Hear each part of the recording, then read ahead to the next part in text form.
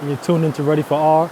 If you haven't, please subscribe, hit the like button, and also the notification bell.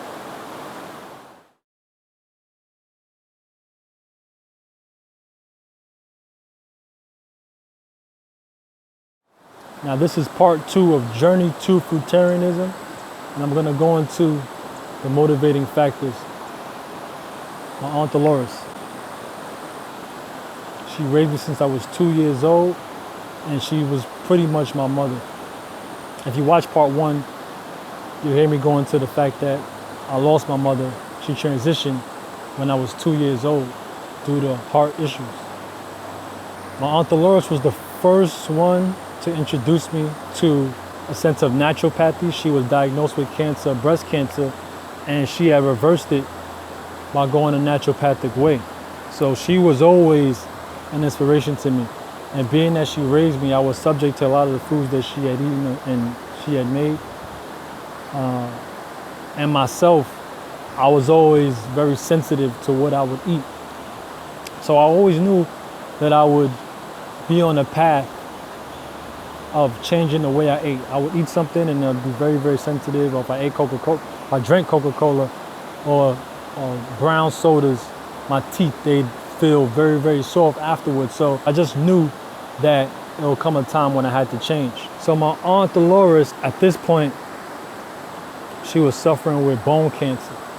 I'd ask if she heard about a brother by the name of Dr. Sebi. This was in 2014 to be exact. And she said, yeah, Dr. Sebi, he used to have an office out here in Brooklyn. I was ecstatic that she knew who he was because I was actually just discovering him. Me in Honduras right now. He has a place called Usha Village out here in Honduras. I haven't had the pleasure to visit it, but very much of what he stood for was a huge inspiration to myself. So I'd asked her if she knew about Dr. Sebi. She said yes. And I said, would she be up to going to Honduras for healing? She said, yeah. Do they take credit? I said, I don't know if they take credit, but Auntie, if you're willing to heal, let's just do what it takes. She said, if you can come with me, I'll do it. But at the time, it cost about $1,300 a week to visit Usha Village. And she was up for it. At the same time, I don't know if I wasn't confident that 1 week would be enough. And I wasn't sure how serious she was. She seemed serious, but for $1,300 a week, I didn't know if we could cover that, especially even for me, because I would also partake in the healing regimen if it was necessary. I don't know if they were going to just have me as a visitor or as someone to assist.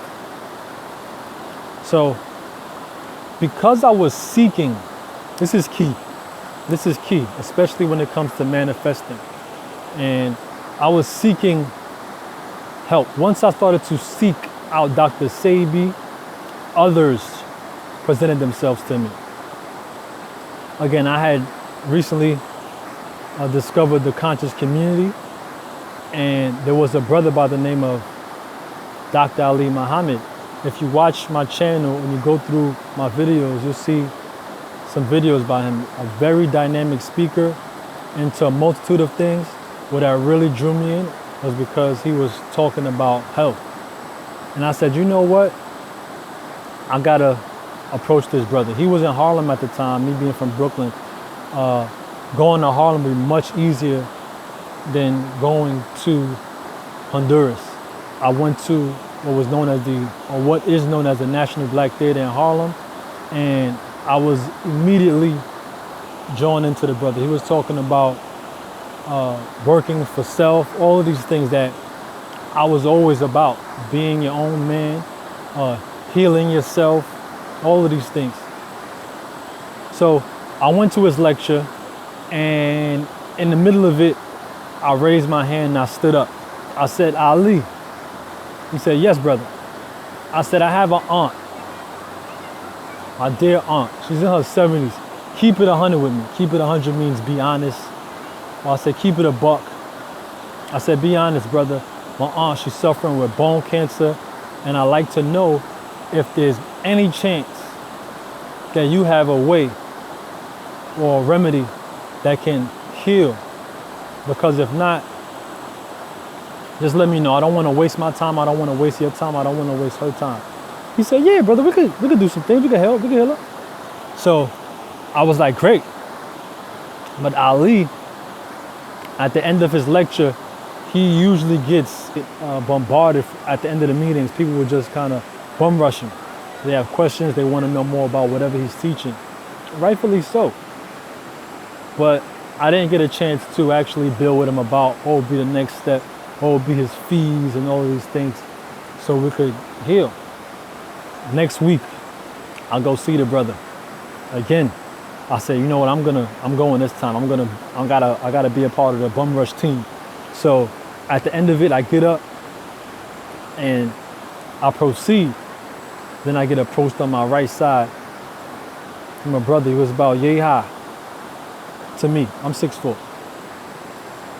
And he says, you're trying to talk to Ali? I'm like, yeah, I'm trying to talk to Ali. He says, well, I can help. I'm like, help talk to Ali? He's like, no, I can help with your situation. I can help with the healing. And I'm like, okay, what do you mean? He says, okay, look, but if you email me, or what I can do is I can email you some instructions on how to help. I'm like, instructions? I'm dumbfounded. I'm like, what are you talking about? Like, this is getting kind of weird. Like, bro, talking about cancer. Talking about, he's like, hey, I can help. I said, okay, cool. You're coming to me. Let me hear you out. Let me give you my full and undivided attention. And we start to talk. He says, I work with a PhD who specializes in cancer labs and AIDS labs. And I'm like, cool, this sounds good, man. You know, this sounds good. What do I got to do? He says, well, call me and we're going to speak. And from there on, we'll continue. I'm like, I don't know. He said, I'm going to give you some instructions. Follow the instructions and you'll be okay, you and your aunt. I'm like, man, this is just no. I says, what we're going to do is we're going to call you. We're going to go step by step and we're going to do the consultation. The awkwardness about it was he didn't necessarily want to charge me. And I'm like, man, listen, I don't think that me dealing with my aunt one day trying to seek out somebody for help and then just coming with the instructions to assist her is going to work. I had to basically convince him that we're going to go through the consultation. So he says, okay, cool. We set up the consultation and I went to go see George as well as Dr. Scott. And in that consultation, we spoke about transitioning to raw fruit lifestyle. My aunt, I don't know, she didn't seem too thrilled about it, but she was open to it. She was open to it. To be honest, she was very much open to it. And the focus was for me to be that direct support. Whatever it was that she would need to do, I would do as well. What happened after that consultation, I went back home to my aunt, and my aunt was really weak. Her daughter, my cousin, said, we're gonna have to call the doctor. We're gonna have to call 911. They took a cab to the hospital, Brooklyn Hospital, and she needed a blood transfusion. This is what was required to keep her alive. I had called George like, yo, man, they're saying she needs a blood transfusion. What do you recommend? What he recommended did not suffice for my aunt and my family. They were like, oh, word?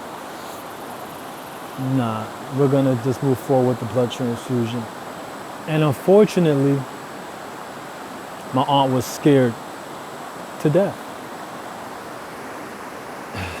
She was ready to do what it takes, or what was at least instructed.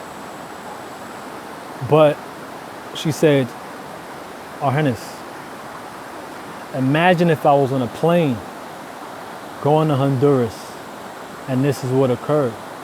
I would have never made it alive to Honduras. So With that being said, I'm going to continue to just be of thanks and give my life, dedicate the rest of my life to my Maker. So she continued with what was recommended from the doctors. At the same time, this is how spirituality works. I was seeking remedy from my aunt, and at least I thought I was. And the truth is I was. At the same time, I was very much seeking remedy for myself. Seeking out Dr. Sebi. We didn't get to Dr. Sebi. My eyes were open to a Dr. Ali.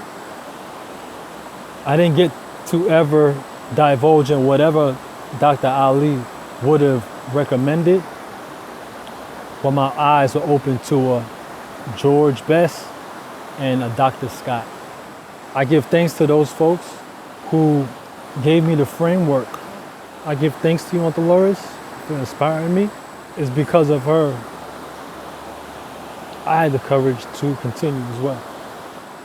And I give thanks to those individuals who expressed and trusted me with certain knowledge to continue on my journey.